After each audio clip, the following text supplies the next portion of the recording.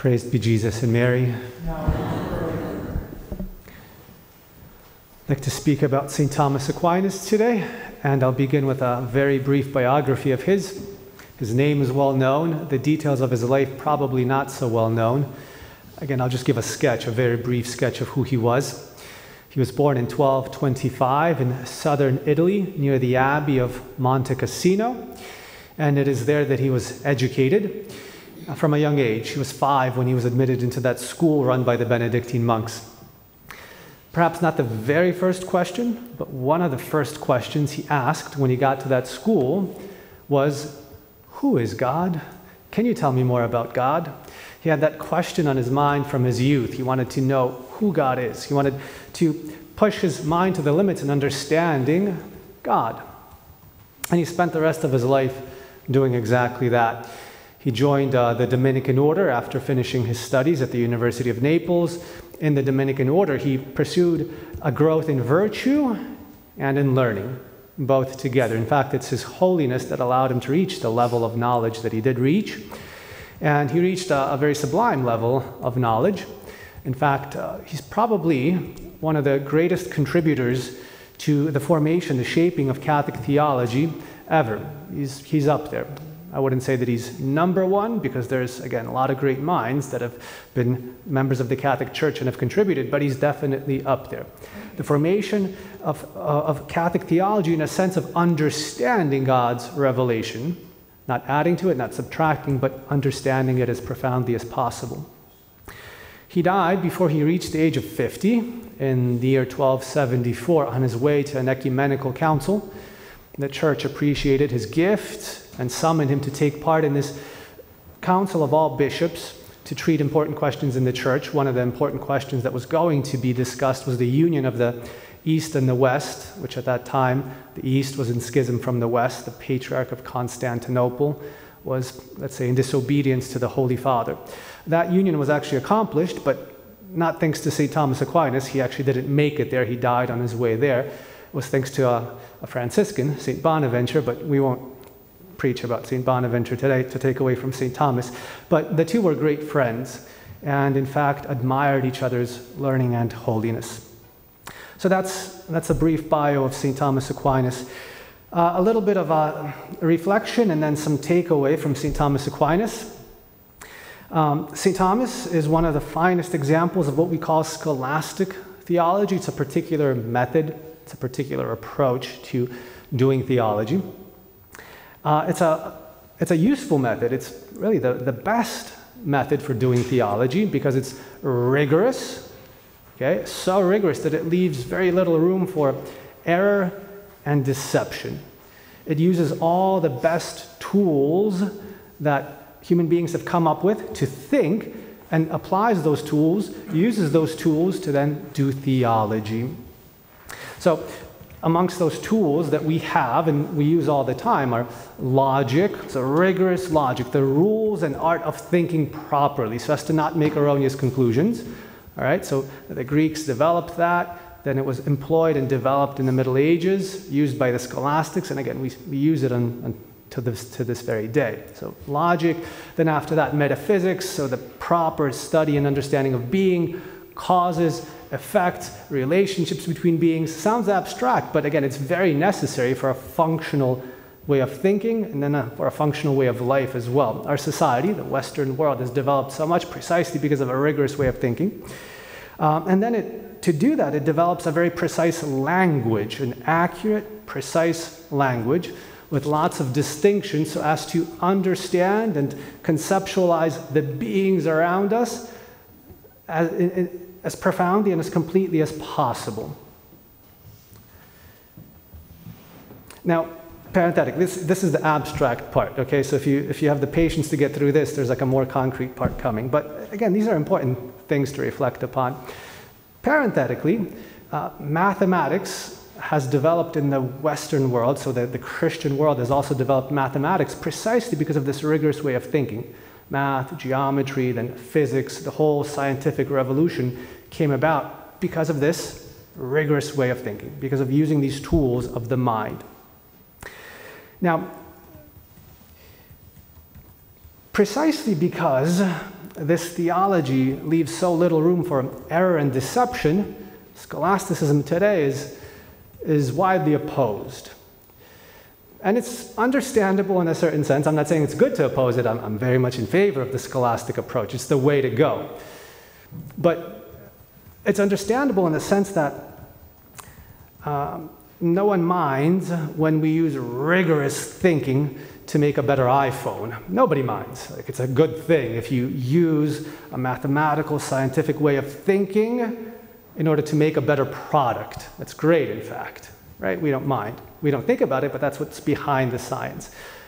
But when we use that rigorous, analytical way of thinking and apply it to theology, and we make people guilty in conscience about the way they live, then people mind, then people object. Quit using your logic on me.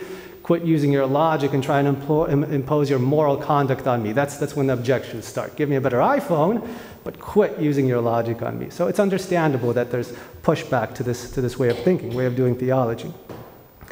And again, a lot of people mind and object precisely because maybe they like error and deception. Again, we all have this human tendency, by the way. If we examine ourselves, sometimes we like our deceptions, we like our errors, we have that human inclination. On top of that, we have a human inclination to laziness, right? Who wants to think? Just probably listening to this is making you tired. Imagine doing theology this way. It's very tiring. So we have this human inclination just to laziness and to not pursue rigorous ways of thinking. But the takeaway now, the more concrete part is, the takeaway from St. Thomas Aquinas and the Scholastics, we can't live our life according to feeling. We can't live our life by feeling, rather. We have to live our life by thinking and by believing. We can't live our life by merely feeling and governed by feelings. We have to live our lives governed by thoughts and by faith. For our spiritual life to be ordered, there must be a proper hierarchy. So feelings at the bottom. Feelings are a part of our human nature. So feelings are not unimportant. Feelings are not bad. But they're the lowest rung on the ladder. There are feelings which have to be governed by reason, which has to be enlightened by faith. If we have that proper order, then our lives are ordered.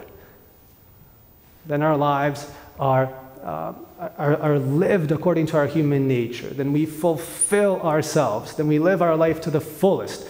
We gain happiness in this world and salvation, holiness in the next.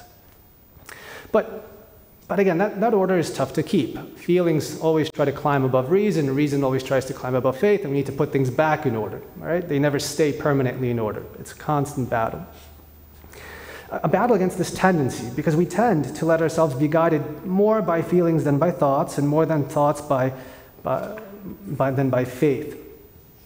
And in fact, now applying this to just doing some commentary on the current state and shape of the world, there's a saying that a confused mind is the devil's playground, right? If your ideas are not clear, then you're very susceptible. If your way of thinking is not rigorous, you're very susceptible to error. And if you have errors in your mind, in your thought, you can have errors in your behavior, right? Thoughts are not without consequences. Thoughts shape our acting, our behavior.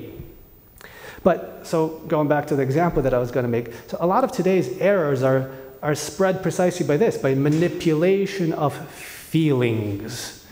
Because feelings are a strong part of our being, so manipulation of feelings. Precisely because you can't manipulate thinking too easily. Again, thinking has its laws, has its rules. And once you recognize that, you know you have to operate within those laws and rules. Just as with certain equations, you can predict what's going to happen in the physical world, and you know if you don't follow these equations, then you're going to have disastrous consequences. So there are certain rules and laws of thinking and acting, so logic, ethics, etc., all of that can predict what's going to happen if we don't follow an ethical way of life, if we don't follow God's law, if we don't respect human nature. We can predict that, and in fact, it's all around us. But again, so you can't really manipulate thinking too easily. You can manipulate feelings, however. So today's errors are most successfully spread not by shedding tears, So today's errors are spread most successfully by shedding tears, not by shedding blood. So what does that mean? Today's errors are not imposed by violence, shedding blood. It's enough to make people shed tears. Just look at that sad situation there. Let's present this error to you in such a way as to give you sad feelings, negative feelings. So either you don't want to be associated with it, or you're going to have compassion for who's whatever in that category. And again, by making you shed tears for that unworthy cause, you're going to get behind it.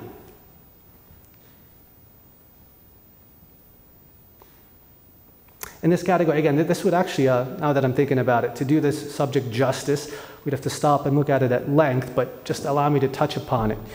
Just how do you spread, lies, fundamentally, of course, lies about, gender and reproductive rights and whatever, just everything in that category. So far, it's not necessary to have recourse to violence. You don't need to shed blood, just shed tears. Just poor people that, and again, I'm sorry to be somewhat sarcastic here, but this is, again, just to make the point.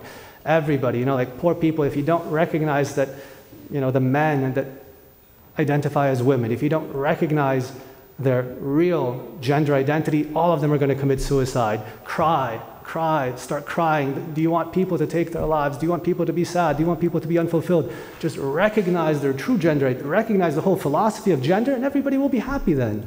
Then the world will be a better place. And all the problems in the world will be solved, right? Do you want to be on the side of the haters, right? Or do you want to fight for the victims, right? So it's all a manipulation of feelings.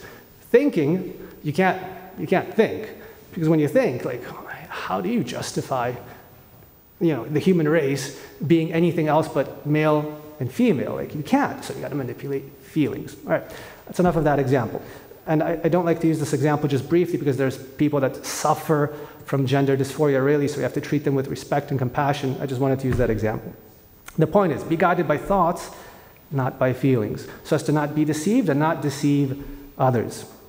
And very often, as Christians, as Catholics, to have the proper order and to make progress, to actually, again, know God and love God, to know ourselves, love ourselves, and develop as human beings, very often we have to go against our feelings. They're there, they're a part of us, but we have to go against them. In fact, as children, that's one of the fundamental stages of human development, to learn how to go against our feelings. Even when we don't want to eat the broccoli, we have to eat it. Even when we don't want to make our bed, we have to make our bed. Even when we don't want to share our candy bar, we have to share it. Even when we don't want to make up and kiss our brother or sister after fighting, we have to do it because our parents tell us. So that's a fundamental stage in human development. Going against our feelings, which don't want to be subordinate to reason. And reason doesn't want to be subordinate to faith.